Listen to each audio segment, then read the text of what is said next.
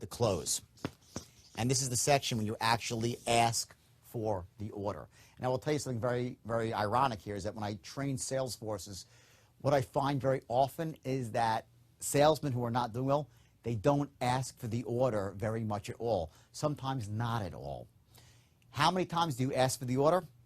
It's not once. It might be 3, 4, 5, or 6 times, done in a very elegant way and accompanied by a tone of reasonableness and sincerity, not of, give me one shot and you won't be sorry. It'll be like, give me one shot and believe me, you will not be sorry. Sound fair enough?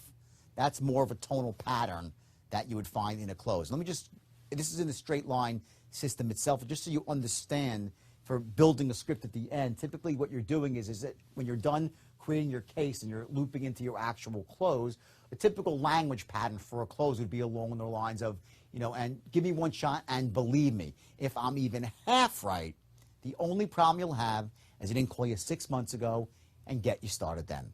Sound fair enough? Now, there are actually 3 tonal patterns in that close. I'll tell you what they are. Number 1 is a tone of absolute certainty, which is just give me one shot and believe me. If I'm even half right, that's certainty. Then you transition from certainty into sincerity, which would be the only problem you'll have is I didn't call you 6 months ago. Not the only problem you'll have is I didn't call you. That's not sincerity. Sincerity is calm, it's low key, it's the only problem you'll have is I didn't call you 6 months ago and get you started then. Sound fair enough? So that's a language pattern. And that last, sound fair enough, that's your reasonable man statement. Not like, sound fair enough, or sound fair enough. It's sound fair enough, you're reasonable, I'm reasonable, it's no big deal. That's how you close somebody. So it's not a close of certainty, of high pressure, it's just reasonable, sound fair enough, no big deal. Okay, that's the typical tonal pattern for closing. So let me now go through the actual language patterns themselves. Just to give you an example for, a language pattern for an opening and the body and the close. Just to give you an example here that you can, take and use it along with your manual that you're getting here that will allow you to write your scripts, very, very effectively and in not that much time. Because the goal is not just for you to write a great script, but also to save time, because time is money. So to give you some shortcuts into writing effective scripts. So let's start like this, okay? In the opening, okay, one of the languages, I'm going to give you a couple here. I don't want to overwhelm you because you can get this all in the manual, but let me just give you one basic language pattern, okay? And this is when you introduce yourself, you say, how's it going today? And you have it enthusiastic and you sound good and you get people keyed into your voice, okay? The one pattern I want to talk about is what the reason for your call is, okay? Now listen to me very closely at the tone of my voice. I say, and they say, you say, how you going today? They say, great. You say, great. Well, the reason for the call today is we're reaching out to people in your area, whatever it is you're selling, right? We've been contacting homeowners in your area or contacting people on our list, right? So you say, well, the reason for the call today is we're reaching out to people in your area, right? That's a reason why. Now, remember, there's got to be a reason why you called the person. It can't be, I just called you out of the blue. It's the reason for the call. I didn't call you yesterday. I didn't call you tomorrow. I called you now, so there's a reason attached to it. That's called a justifier. Okay, I'm going to write that down. It's called a justifier. And essentially, when you use justifiers, it dramatically increases your response rate of someone actually agreeing with you or letting you get what you want. Justifiers are very, very powerful. So I would say, watch. Well, the reason for the call is we've been reaching out to people in your area. Or I can put now a tone to that and say, great, well, the reason for the call today. See the difference? I say, great, well, the reason for the call today, or great, well, the reason for the call today, and I slightly drop my tone a bit, okay? And now all of a sudden the reason takes on a much more, what is it? Is it a secret? How you create scarcity, you create urgency, okay? So your first language pattern is going to be your reason for the call, accompanied by a tone of scarcity. And when you go to the into the workbook, you'll notice that section there where I talk about the reason why you're calling it your first justifier. Another example here of a language pattern now where it comes to qualifying, okay, is when you ask somebody, let's say you have to ask someone a question that relates to finances. So one of the things that you would do is you have certain patterns, and they're all, again, all in your workbook here. One of the things is, let's say you're trying to qualify someone for an investment, and you wanted to find out how much money they were liquid for. Okay, you wouldn't say, how much money are you liquid for right now? They'll say, well, that's a pretty intrusive question, so you're not going to get the response you want, versus taking that language pattern and saying, how much are you liquid for right now? Just the ballpark. And you get this sort of like, no big deal, just for informational purposes, not a big deal. That's called your not a big deal tone. There's just for informational purposes. So that language pattern there, just asking someone, what do you have in the bank? I mean, are they qualified financially? You would never say, so how much do you have in the bank right now? You'd say, well, what are you liquid for right now? It's just a ballpark, no big deal. And then you'll probably get the response versus someone clamming up and you'll break rapport. Okay? Now let's move on from, that's the intro. Let's move on to the body.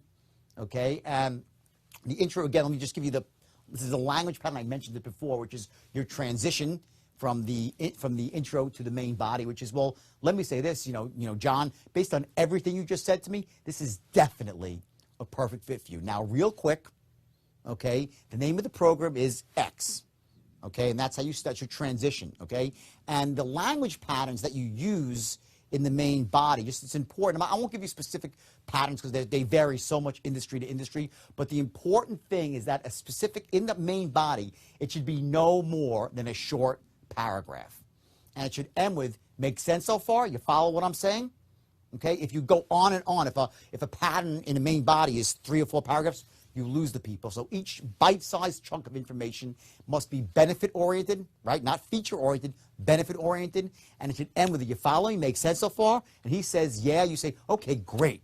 You don't just, if he says yes, you don't keep plowing on. You say, okay, great.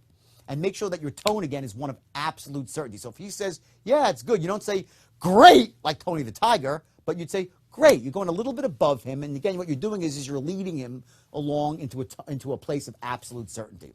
Okay? Now let's move from the main body of the script into the close, and I said it before, so let me repeat it again now, and I would say, here's one pattern that's very powerful. Let me backtrack for a second, okay? One pattern is now, getting started is very simple. It's just a question of some basic information, get the account set up, and then we handle everything else for you. Now that, depending on what industry you're in, is a very, very potent closing mechanism that essentially it's no big deal to get started. Remember, and this is a very important psychological trigger, is that people are always running this equation. Watch what it is. They have an equation of, is effort in to benefit out. How much effort do they have to put in? How much risk do they have to put in? And how many benefits are they going to get from their effort? What you're doing with your language pattern, and it must also be congruent with your tone. So in other words, if you say to someone, now getting started is very, very simple. They'll be like, what the hell is that? You say, now getting started, very simple. Just a question of some basic information to get the account set up, and we handle everything else for you. That's a very powerful pattern for making it sound so simple for them to get started. And by the way, as an actual entrepreneur or salesperson, make sure that the system you have in place is simple. Because you wouldn't want to say that if it was very complicated. But the idea is, this is, part of your actual operations and your marketing, is to make sure that you make it very, very easy for your clients to say yes. It shouldn't be that they have to say yes and then jump through 45 hoops. Now, obviously some situations, if there's banking stuff involved and mortgages, yeah, there are some hoops that need to be jumped through, but make it clear that, listen, we make this very, very simple for you. We handle all the paperwork, we hold your hand every step of the way, and it'll just take a couple of minutes of your time, or whatever amount is realistic, okay? So that would be something in your close, okay? And those are just very basic examples of language patterns. And I want to give you just now 2 more patterns here that you can focus on. Again, these are in the straight line system itself, the overall system, but one of the most important things that you want to do is the first question you're going to ask them after they say, let me think about it. Let's say you gave a great presentation, they want to think about it. First question you're going to ask them is, does the idea actually make sense to them? Do you like the idea?